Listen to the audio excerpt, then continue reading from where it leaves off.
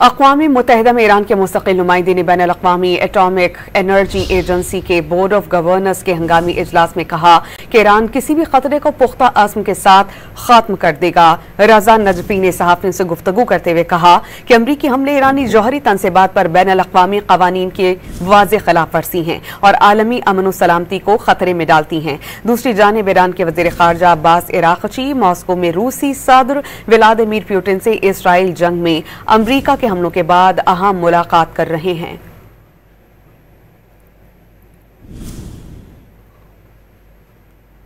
कि ईरान किसी भी खतरे को पुख्ता आज़म के साथ ख़त्म कर देगा। रज़ा नजफी ने सहाफ़ियों से गुफ्तगू करते हुए कहा कि अमरीकी हमले ईरानी जौहरी तनसीबात पर बैनुल अक़वामी क़वानीन के वाज़ेह खिलाफ वर्जी हैं और आलमी अमन व सलामती को खतरे में डालती हैं। दूसरी जानिब ईरान के वज़ीर ख़ारजा अब्बास इराक़ची मॉस्को में रूसी सदर व्लादिमीर पुतिन से इसराइल जंग में अमरीका के हमलों के बाद अहम मुलाकात कर रहे हैं।